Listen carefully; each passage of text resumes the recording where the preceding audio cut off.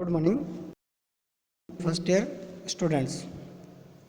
Now discuss the microscopic structure of the kidney. यानी कि इनसे पहले अपन ने जो यूरिनरी सिस्टम्स था उसकी जो जनरल स्ट्रक्चर क्या थी, उनके जो पास में जो ऑर्गन्स थे वो क्या थे, वो चीज़ें सब ने अपने स्टडी की थी। और उसके बाद में अब अपन पढ़ते हैं microscopic structure of the kidney. इसके अंदर है कि the kidney is composed about 1 million functional units the nephrons. यानी कि किडनी है वो 1 मिलियंस जो फंक्शनल यूनिट है यानी नेफ्रॉन्स है उनसे मिलकर बनी हुई होती है। And a smaller numbers of collecting ducts, और इसमें कुछ जो होते हैं वो कलेक्टिंग डक्ट्स पाए जाते हैं। The collecting ducts transport urine through the pyramids to the renal pelvis. और जो ये जो कलेक्टिंग डक्ट्स है वो यूरिन को जो किडनी का रीनल पेल्विस है वहाँ तक पहुँचाने का काम करते हैं। इसके साथ साथ में आगे ये है कि giving them their striped appearance the tubules are supported by a small amount of connective tissue. और इस ट्यूब को स्मॉल अमाउंट यानी कुछ मात्रा में कुछ कनेक्टिव टिश्यूज़ होते हैं जो इसको सपोर्ट करते हैं। कनेक्टिव ब्लड वेसल्स होती है, इसके अलावा नर्व्स होते हैं एंड लिम्फ वेसल्स होती है। अब अपन यहाँ बात करते हैं केवल जो नेफ्रॉन्स है उसकी। तो नेफ्रॉन के अंदर है the nephron consist of tube closed one ended the other ended opening into collecting tubules. यानी कि ये एक साइड से बंद होती है ट्यूब्स और दूसरी साइड से ओपन होती है, और जो ओपन होती है वो कलेक्टिंग ट्यूब्स के अंदर खुलती है। द क्लोज्ड और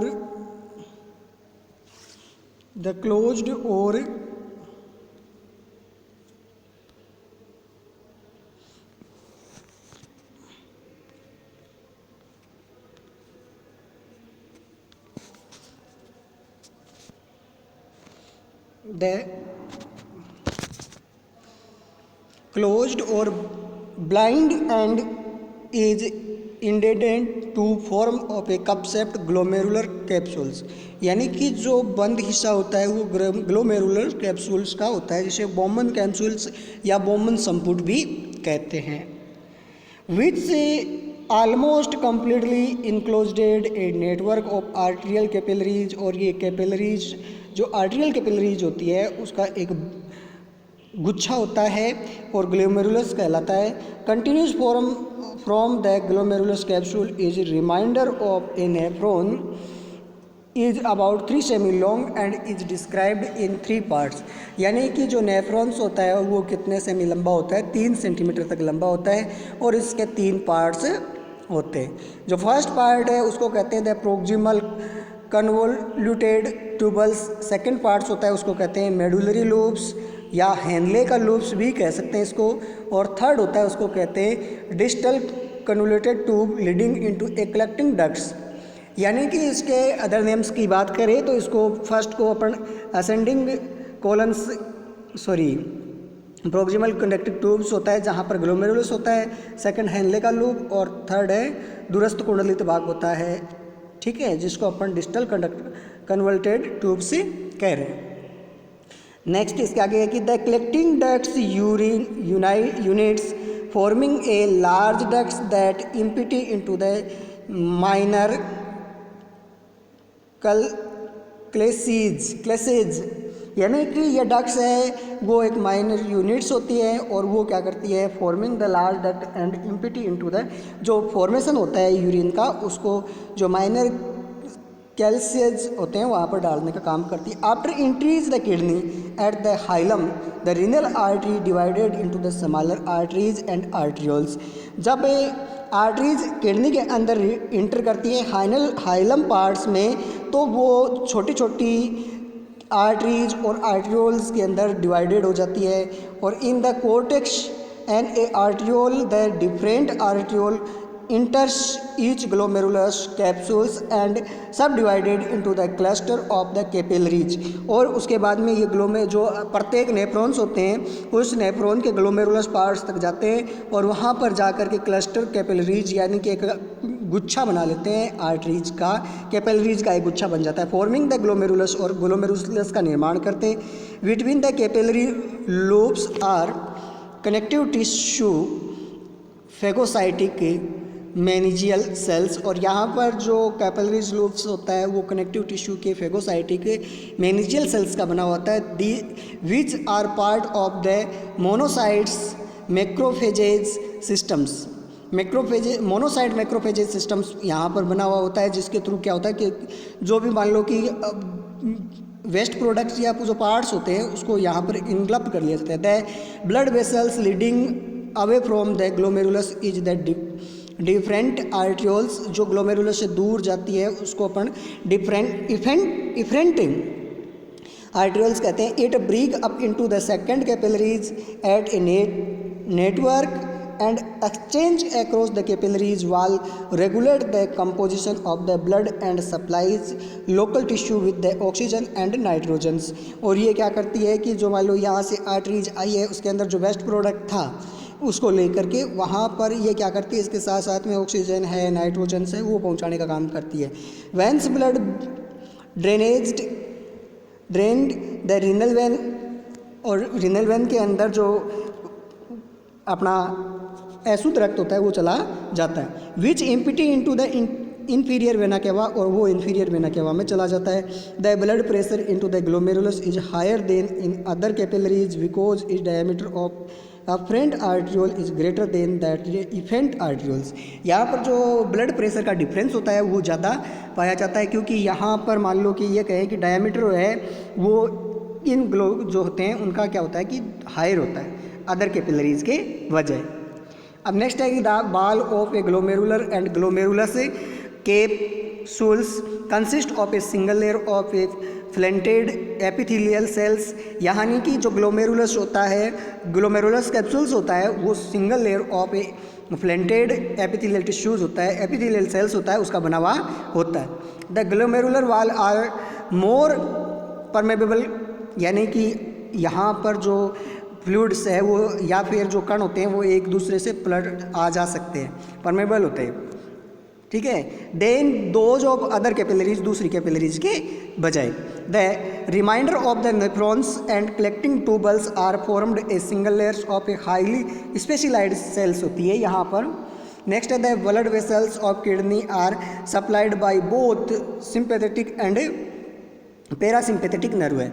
वैसे ब्लड वेसल्स के अलावा यहाँ पर जो नर्व सिस्टम्स है वो दोनों प्रकार का है, यहाँ पर पाई जाती है नर्व है, सिंपैथेटिक और पैरासिम्पेथेटिक नर्व है।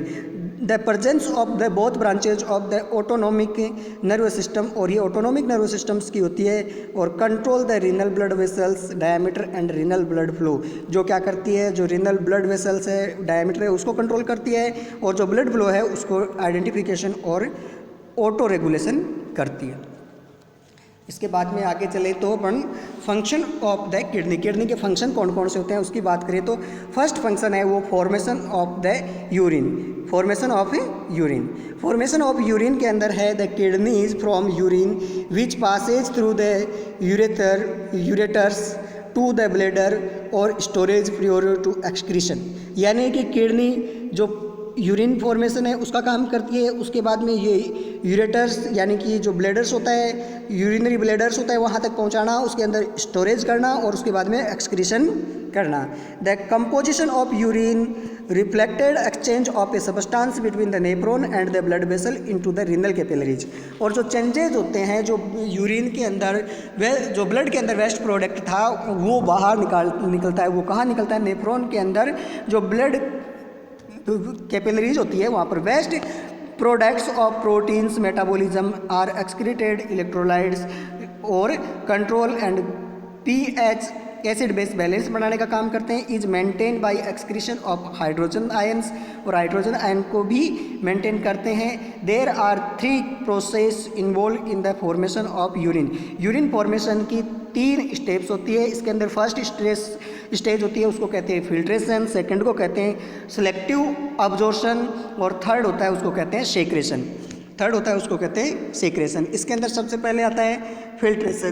फिल्ट्रेशन के अंदर है कि this take place through the semi permeable membranes of the glomerulus. Glomerulus के अंदर जो सेमी परमेबल मेम्ब्रेन पाई जाती है एंड ग्लोमेरुलस कैप्सूल होता है, वहाँ पर water and other small molecules pass through the although some are reabsorbed later. Blood cells, plasma, proteins, other large molecules are too large filter through the therefore remain is the capillaries.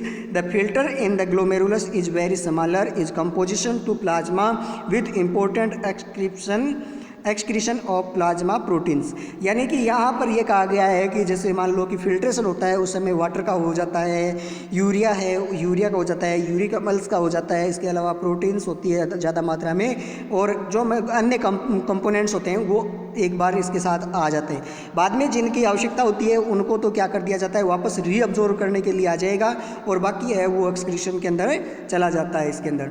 तो filtration is assisted by the difference between the blood pressures in the glomerulus and the pressure of the filtration of glomerular capsule के बीच में जो pressures होता है उसकी वजह से because of efferent arteriole is narrow than the different afferent arterioles. Capillary hydrostolic pressure about 7.3 kPa यानी कि 55 mm of Hg होता है। Build up the glomerulus. This process is opposed by the osmotic pressures of the blood provided mainly by plasma proteins about the 4 kPa यानी कि 30 mm of Hg and a filter hydrostolic pressure about the 2 pKa यानी 15 mm of Hg is the glomerular capsule. The net filtration pressure is above therefore यानी कि उसके अंदर से 7.3 में से 4 + 2 दोनों घटा देंगे तो 1.3 kPa रह जाएगा, यानी कि लगभग 10 mm of Hg रह जाएगा। और इसी प्रेशर्स की वजह से यानी कि अपने बताया हाइड्रोस्टेलिक प्रेशर था वो 7.3 था, और जो बिल्ड अप अपन कहें कि दूसरा जो प्रेशर था प्लाज्मा प्रोटीन्स प्रेशर था वो 4 kPa था, एंड जो थर्ड था अपने कितना जो कहें कि फिल्ट्रेड हाइड्रोस्टेलिक प्रेशर था वो 2 kPa था। तो जो अपना जो मान लो कि रेट आता है फिल्ट्रेशन प्रेशर आता है वो कितना हो जाएगा, लगभग 10 mm of Hg हो जाएगा।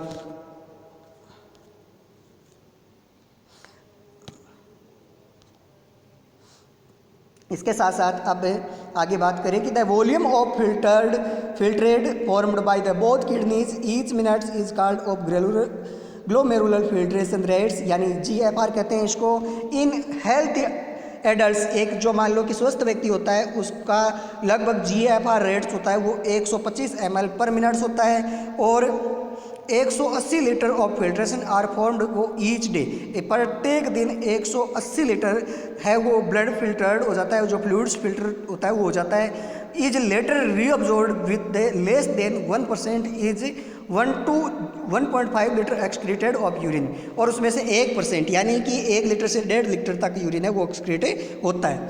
द डिफरेंस इज ग्लोमेरुलर और concentration are due to selective reabsorption of a some filtered constituents and tubal secretion of others.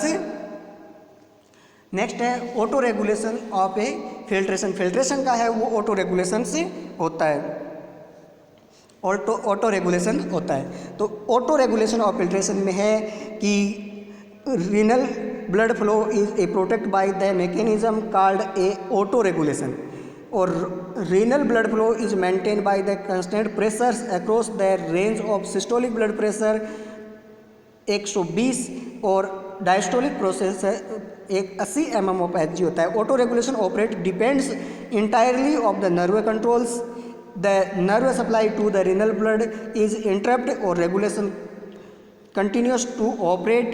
It is therefore the property inherited of renal blood vessels.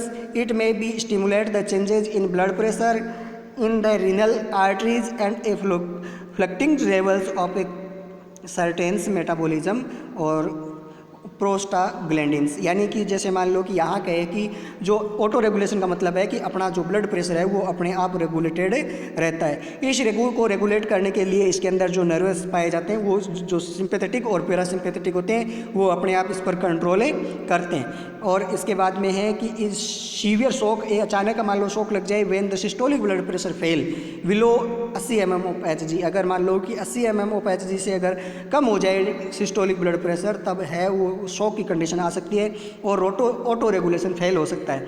And renal blood flow and the hydrostatic pressure impairing और filtration within the nephrons.